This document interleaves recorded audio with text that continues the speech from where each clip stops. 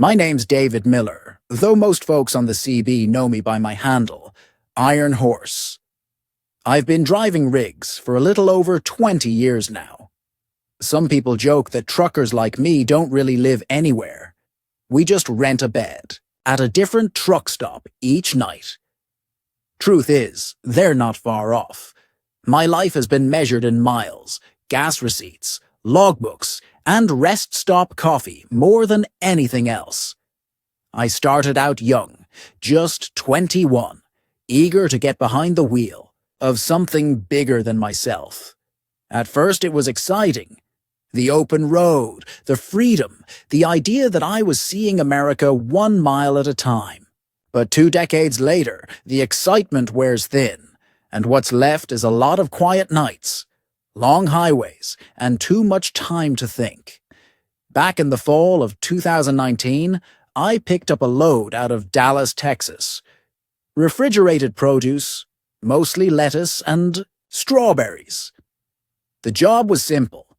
Get it to a distribution center in Nashville, Tennessee. Nothing unusual about the route. I'd taken I-30 East plenty of times, cut through Little Rock, then up I-40 straight across Arkansas into Tennessee. Should have been 3 days max with my hours, weather permitting. I remember it was late September, the kind of time where the mornings are cool, but the afternoons still cling to summer. That night, when I pulled out of Dallas, the sky was clear, and the moon was riding high above the highway like it was keeping me company. My Freightliner was humming steady, reefer unit kicking in every so often, and the smell of diesel hung faint in the cab. I had my thermos of coffee, an old cassette of Merle Haggard playing low, and a logbook that told me I had 9 hours left to drive before I had to pull over. Just another night on the road. Or so I thought. See, this isn't just about the trip. This story is about something deeper.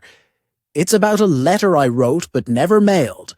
A letter that sat in my glove box for years, folded and worn from the miles, but never sent.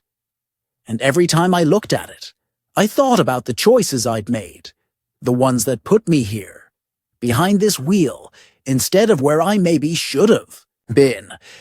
But I'm getting ahead of myself. That night, I passed through Texarkana around midnight, stopped at the Flying J to fuel up, stretch my legs, and grab another cup of coffee. Truck stops all start to look the same after a while. The smell of fried food in the diner, the buzzing neon lights half burned out, the line of rigs idling, like giant metal beasts waiting for their turn to sleep. But that night, something felt different. Not eerie, not creepy, just heavy. Like the air itself had weight to it. Inside, a couple of other drivers sat at the counter, talking low over, plates of eggs and hash browns.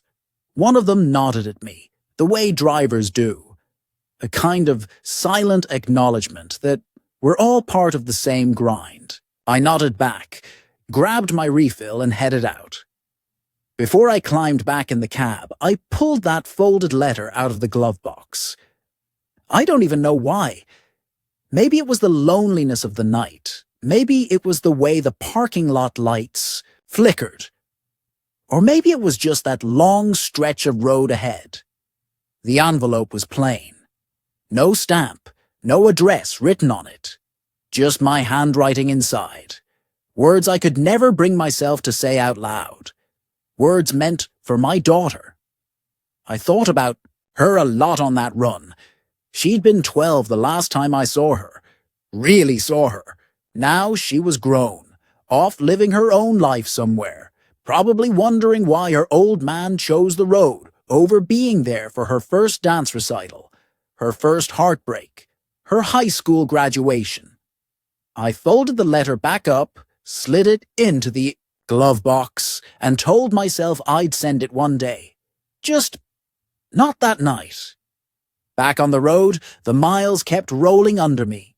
Arkansas highways at night can be lonely. Nothing but dark trees on either side. The occasional pair of headlights passing the other way, and the constant thrum of your own engine. Plenty of time for regrets to creep in. As I drove, I thought about all the birthdays I'd missed, all the dinners I wasn't home for, all the times I told myself I'd quit after just one more run. Trucking pays the bills, sure, but it takes pieces of you too. Pieces you don't always notice, are missing until it's too late. That night, somewhere between Hope and Little Rock, I swear I heard her voice in my head, not on the CB, not on the radio. Just clear as day, like she was sitting in the passenger seat, asking me why I never came home. I gripped the wheel tighter, eyes locked on the endless stretch of I-30, and told myself it was just the fatigue, talking. Just another long night, another hallucination courtesy of bad coffee and too many miles. But deep down, I knew it wasn't just the road. It was that letter. The one I never sent. And that was the start of it, the trip that would change the way I saw myself, my daughter, and this life I've been living behind the wheel. By the time I reached Little Rock, the clock on the dash was pushing 3 a.m. My logbook was almost full. But I figured I had just enough hours left to make it past the city and into a quieter rest area. I hated parking at crowded truck stops when I was dead tired. Too much noise, too many headlights flashing on and off, too many other drivers coming and going.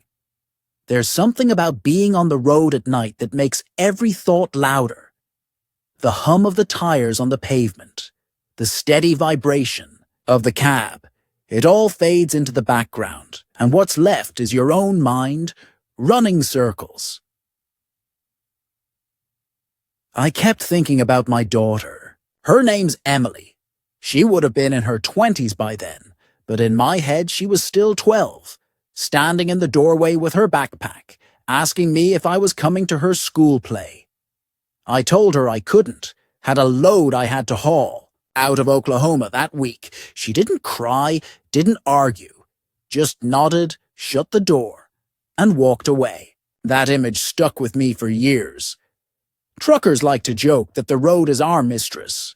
But truth is, the road isn't a mistress. It's a thief. It takes everything if you let it. Time, family, birthdays, marriages. I'd seen plenty of guys lose it all to these highways. Some drank themselves out of the business. Others just disappeared. Me? I guess I thought I could balance it, make the miles, send the money, and still keep my family waiting at home. But the truth is, families don't wait forever. As I rolled through the dark stretch east of Little Rock, my CB crackled with faint chatter.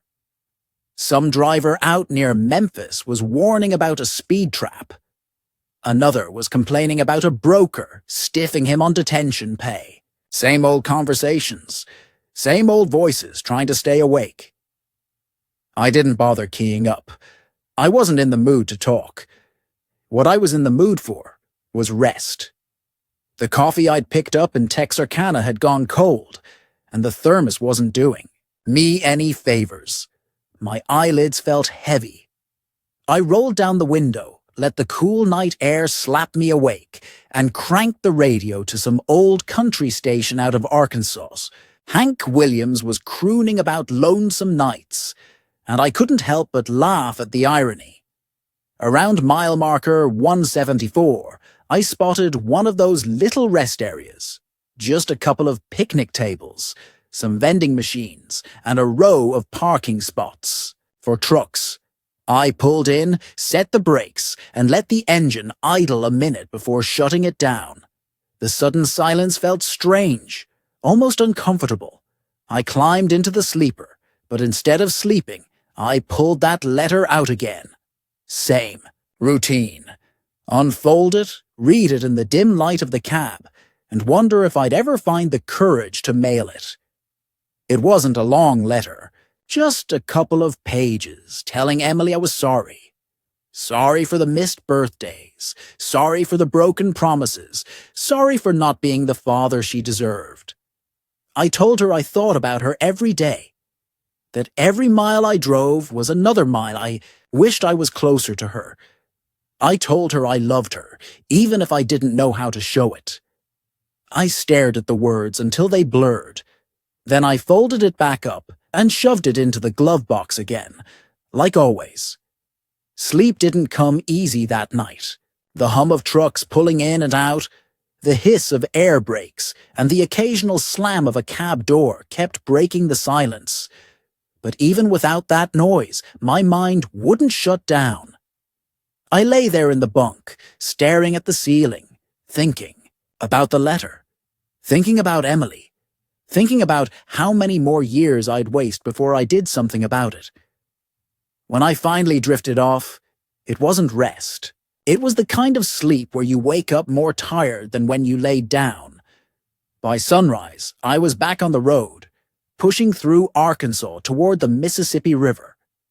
The morning fog hung low over the fields, and for a moment the world felt quiet, peaceful. But inside, I was anything but calm. I thought about calling her, just picking up the phone, dialing the number I'd written down years ago, and hearing her voice. But fear held me back. Fear she wouldn't answer. Fear she'd hang up. Fear she'd tell me it was too late. The thing about trucking is, you get used to ignoring your own life. There's always another load, another deadline, another reason to push personal stuff aside. You tell yourself you'll deal with it after this run, after this paycheck, after this season. But the road doesn't stop, and neither do the excuses. Crossing the Mississippi into Tennessee, I caught sight of the water shining under the morning sun. It was beautiful, but it also made me feel small, like just another man passing through, leaving nothing behind but exhaust fumes and worn tire tracks. And then it hit me. Maybe that's all I'd ever be to Emily. Just a ghost on the highway. A man she barely remembered, who passed through her life the way my truck passed over that river bridge. I gripped the wheel tighter and told myself I'd change, that after this load, I'd finally send the letter. Maybe even drive to her city. Find her and try to talk.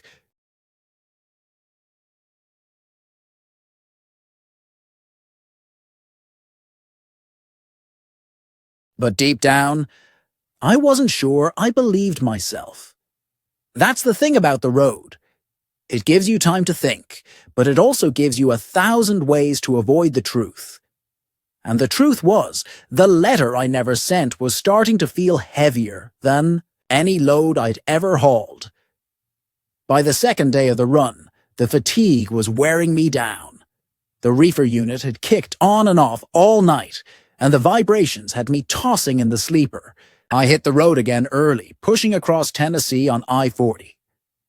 The morning was clear, but my head was cloudy. Somewhere past Jackson, I started feeling that familiar ache in my chest, the kind that wasn't from bad coffee or too many cigarettes. Stress, I told myself. Just stress. But the truth was, it scared me. Truckers don't like to admit it, but our lifestyle doesn't do us any favors. Too many hours sitting, greasy diner food, caffeine to keep us awake, no exercise. I'd seen more than one buddy drop dead behind the wheel before they hit 60.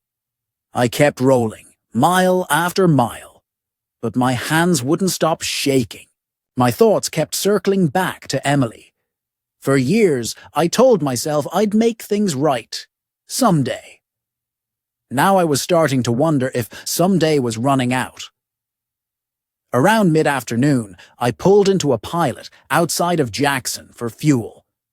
I stood there with the pump in my hand, staring at the numbers climbing on the digital screen, and all I could think was, what if I don't make it to Nashville?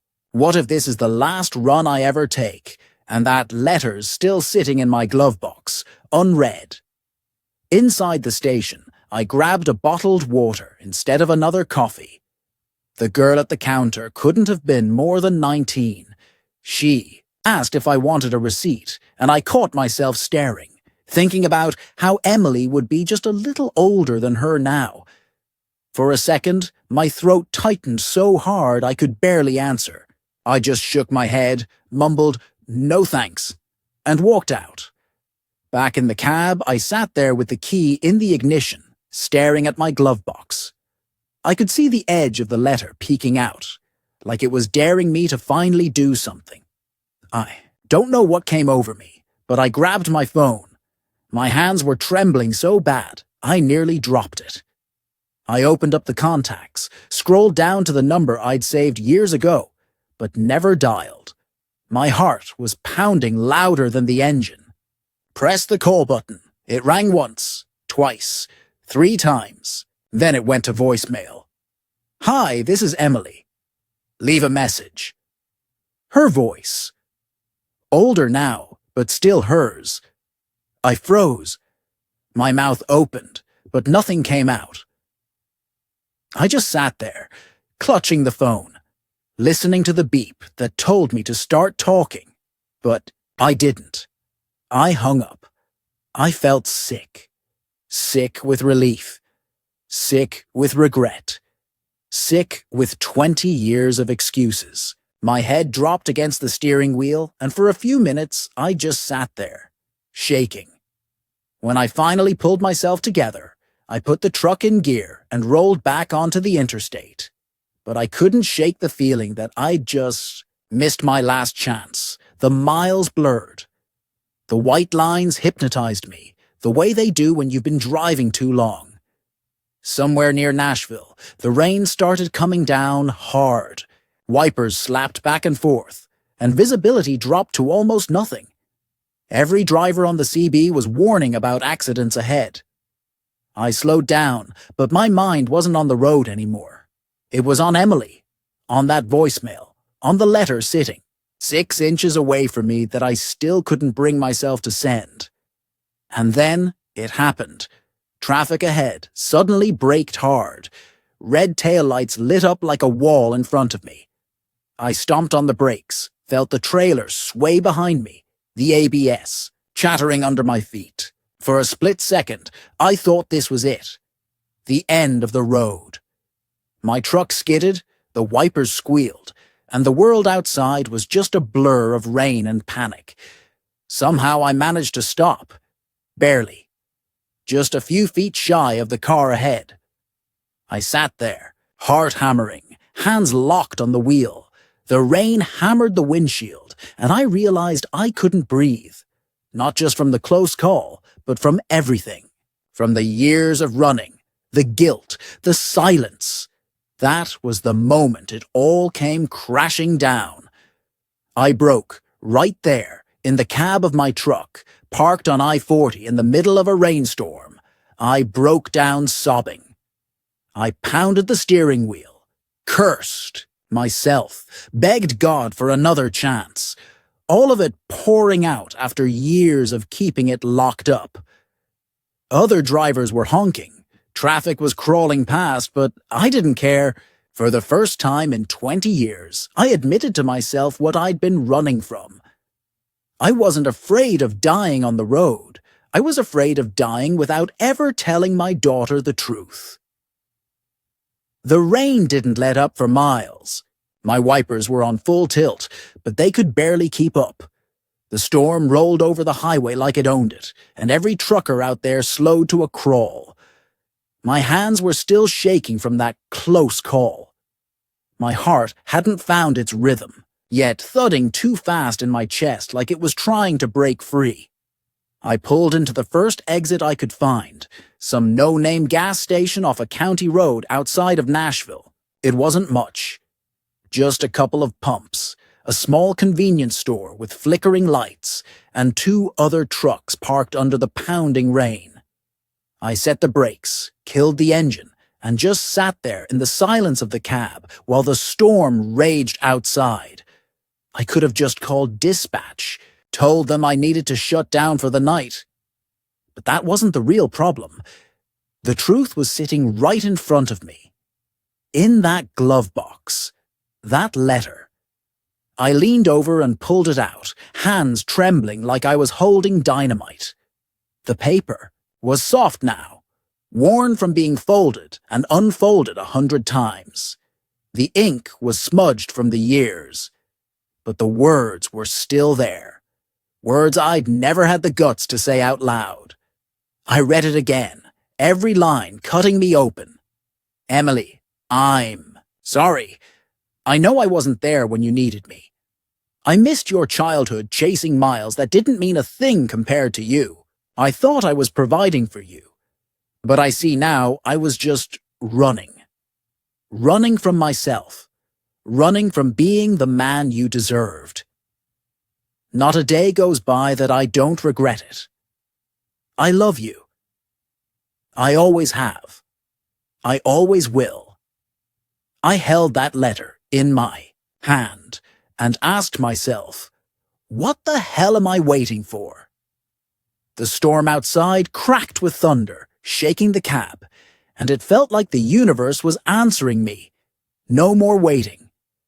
For 20 years I told myself it was never the right time, that she didn't want to hear from me, that maybe I'd do more harm than good by reaching out. But sitting there, staring at that paper, I realized something. Silence was the worst harm of all. I grabbed my phone again. My thumb hovered over her number, my heart hammering so hard it hurt. I didn't care anymore if she screamed, if she hung up, if she told me I was too late. At least she'd hear my voice. At least she'd know. I hit dial. It rang once, twice, 3 times. And then she answered, "Hello?" Her voice froze me. It wasn't voicemail this time. It wasn't some recording. It was her. My daughter. Real. Alive. On the other end of the line. I couldn't speak. For a few seconds all I could do was choke on my own breath. "Hello? Who is this?" she asked again. A little sharper now. Finally, I forced the words out. "Emily, it's your dad." Silence. The kind of silence that burns. I thought she'd hang up. I thought I'd lost her for good. But then she spoke. Her voice was steady, but cold. "Why are you calling now?" I closed my eyes, gripping the letter so tight the paper crumpled. "Because I should have called a long time ago. Because I've been a coward.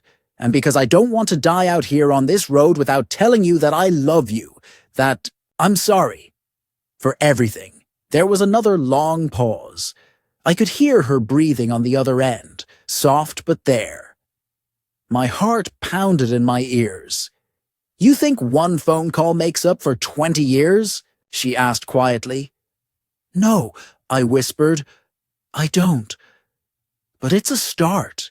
It's the only thing I know how to give you right now." A start. The silence stretched again. But this time it wasn't burning. It was heavy, like she was weighing something inside herself. Finally, she said, "I don't know what to say." "You don't have to say anything," I told her, my voice breaking.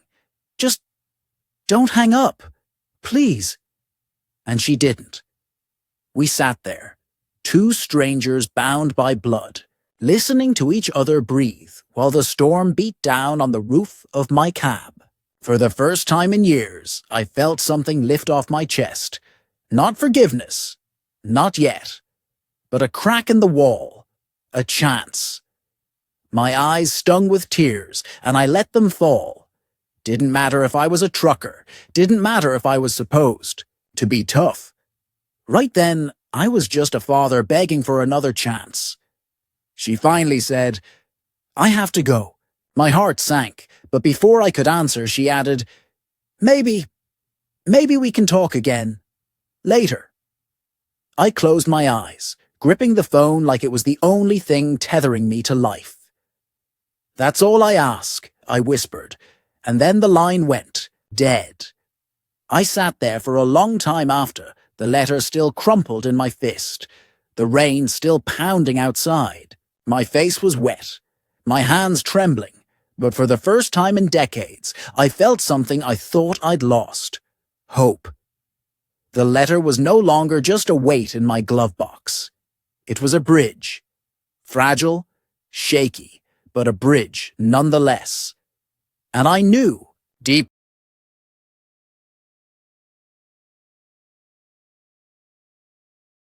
The storm finally passed that night, but I stayed parked at that little gas station until morning.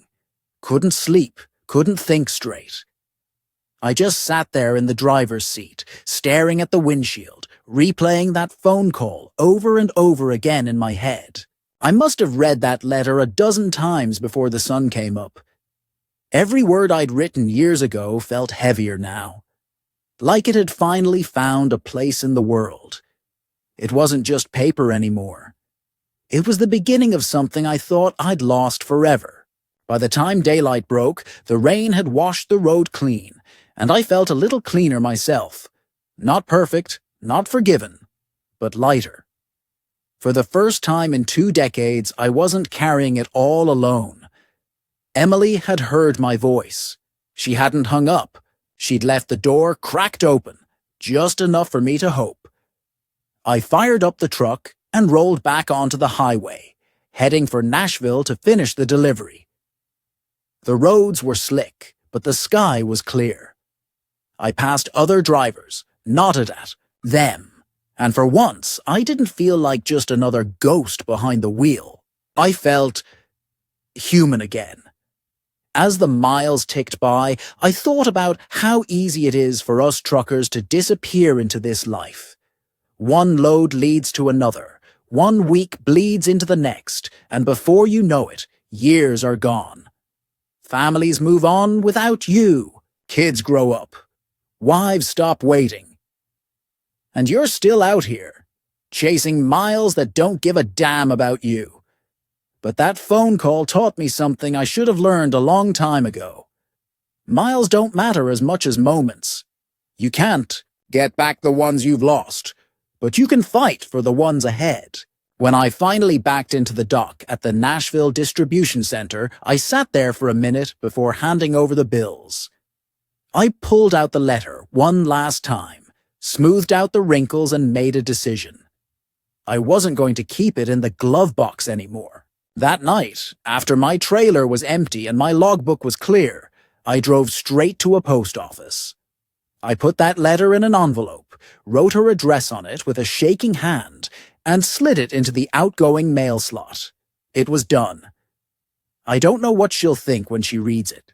Maybe she'll cry. Maybe she'll throw it away. Maybe she won't read it at all. But it doesn't matter. What matters is that she'll know I tried. She'll know I finally had the guts to say what I should have said years ago. And for me, that was enough. I pulled into a rest area later that night, shut down the truck, and climbed into the sleeper. For once, sleep came easy. No tossing, no guilt chewing at me, no letter burning a hole in the glove box. Just peace. As I drifted off, I thought about all the other drivers out there, the men and women hauling America's loads while their families wait at home. Some of them are probably carrying their own unsent letters, their own words they've been too scared to say. If you're listening to this, maybe you're one of them. Maybe you've got someone you've been meaning to call, something you've been meaning to say, but you keep putting it off. Take it from me. Don't wait. Don't let the miles steal your life the way they stole mine. Say it now. Write it now. Send it now. Because someday the road will run out, and you don't want to leave your letter unsent. If this story hit home for you, do me a favor. Hit that like button, drop a comment below, and subscribe for more stories from the road. And if you've got your own letter you never sent, maybe it's time to send it. Stay safe out there, driver.